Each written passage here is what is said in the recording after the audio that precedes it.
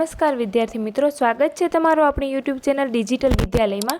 મિત્રો, આજે આપણે ધોરણ 8 જ્ઞાન સાધના પરીક્ષા માટે ઉપયોગી એવા વિજ્ઞાન અને ટેકનોલોજી વિષયના મોસ્ટ આઈએમપી પ્રશ્નો વિશેની ચર્ચા કરીશું।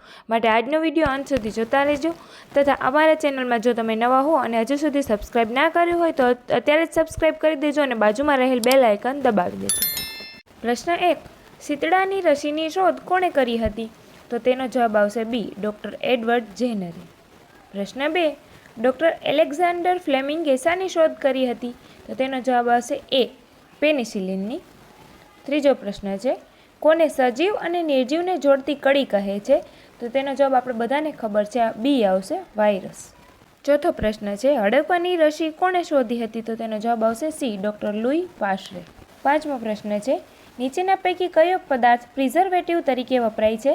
તો તેનો જવાબ આવશે બી, સોડિયમ મેટાબાયસલ્ફાઇડ। છઠ્ઠો પ્રશ્ન છે, નીચેનામાંથી કયું એન્ટીબાયોટિક્સ નથી? તો તેનો જવાબ આવશે ડી, સોડિયમ બેન્ઝોએટ। સાતમો પ્રશ્ન છે, નીચેનામાંથી કયું જોડકું ખોટું છે? તો સાતમા પ્રશ્નમાં જે જોડકા આપેલા છે તેમાંથી કયું ખોટું છે તે જણાવવાનું છે। તો પહેલું છે બેક્ટેરિયાની સામે મેલેરિયાકારક, તો પહેલું જોડકું જ ખોટું છે। બીજું સાચું છે, રાઇઝોબિયમ અને નાઇટ્રોજન સ્થાપન। ત્રીજું છે વાયરસ એઇડ્સકારક, એ સાચું છે। ઈસ્ટ છે બ્રેડનું બેકિંગ, એ પણ સાચું છે। આઠમો પ્રશ્ન છે, ડેન્ગ્યુ વાયરસનું વાહક કયું છે? તો તેનો જવાબ આવશે સી, માદા એડિસ મચ્છર। નવમો પ્રશ્ન છે, મેલેરિયા થવા માટે જવાબદાર પ્રજીવનું વાહક કયું છે? તો તેનો જવાબ આવશે ડી, માદા એનાફિલિસ મચ્છર। 10મો પ્રશ્ન છે, બ્રેડ અને ઇડલીની કણક ફૂલાવાનું કારણ કયું છે? તો તેનો જવાબ આવશે ડી, ઈસ્ટના કોષોની વૃદ્ધિ।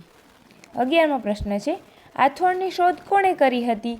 તો તેનો જવાબ આવશે એ, ડૉક્ટર લૂઈ પાસ્ચરે। પ્રશ્ન 12, વાયરસથી થતો રોગ કયો છે? તો તેનો જવાબ આવશે ડી, પોલિયો। 13મો પ્રશ્ન છે, જામ, જેલી તથા ફળોના રસની જાળવણી માટે તેમાં વપરાતા પ્રિઝર્વેટિવ તરીકે કયો પદાર્થ ઉમેરવામાં આવે છે? તો તેનો જવાબ આવશે ડી, ખાંડ। 14મો પ્રશ્ન છે, શીંબી કુળની વનસ્પતિમાં નાઇટ્રોજન સ્થાપનમાં કોણ મદદ કરે છે? તો તેનો જવાબ આવશે એ, રાઇઝોબિયમ। પ્રશ્ન 15, મલેરિયા રોગ કયા સૂક્ષ્મ જીવથી થાય છે? તો તેનો જવાબ આવશે સી, પ્રજીવ। 16મો પ્રશ્ન છે, નીચેનામાંથી કયું એન્ટીબાયોટિક છે?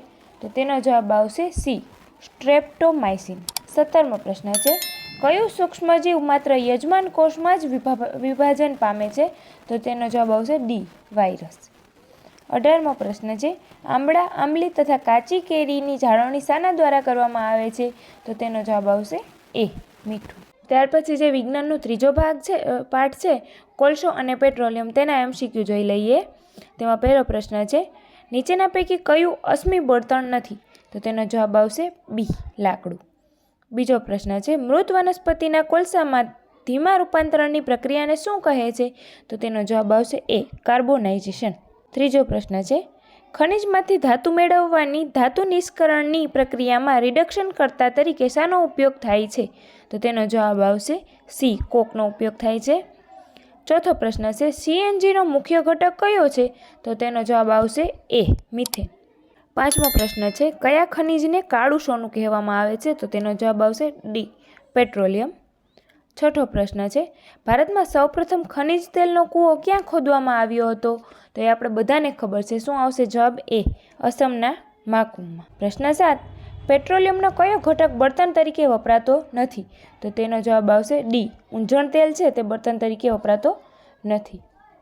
આઠમો પ્રશ્ન છે, નીચેનામાંથી કયું બળતણ વાહન માટે સૌથી ઓછું પ્રદૂષણ કરે છે? તો તેનો જવાબ આવશે ડી, સીએનજી। 9મો પ્રશ્ન છે, જેટ પ્લેન માટેના બળતણમાં શાનો ઉપયોગ થાય છે? તો તેનો જવાબ આવશે એ, શુદ્ધ કેરોસીન। 10મો પ્રશ્ન છે, એલપીજીનું પૂરું નામ શું છે? તો તેનો જવાબ આવશે બી, લિક્વિફાઈડ પેટ્રોલિયમ ગેસ। 11મો પ્રશ્ન છે, સીએનજીનું પૂરું નામ જણાવો। મિત્રો, આ પ્રશ્નનો જવાબ તમારે કોમેન્ટમાં દર્શાવવાનો છે। 12મો પ્રશ્ન છે, દુનિયાનો સૌપ્રથમ તેલનો કૂવો ઈસવીસન 1859માં કયા દેશમાં ખોદવામાં આવ્યો હતો? તો તેનો જવાબ આવશે ડી, અમેરિકાના પેન્સિલ્વેનિયા। 13મો પ્રશ્ન છે પુનઃપ્રાપ્ય કુદરતી સંસાધનને ઓળખી બતાવો. નીચેના ઓપ્શનમાંથી પુનઃપ્રાપ્ય સંસાધન કયું છે? તો તેનો જવાબ આવશે સી, હવા.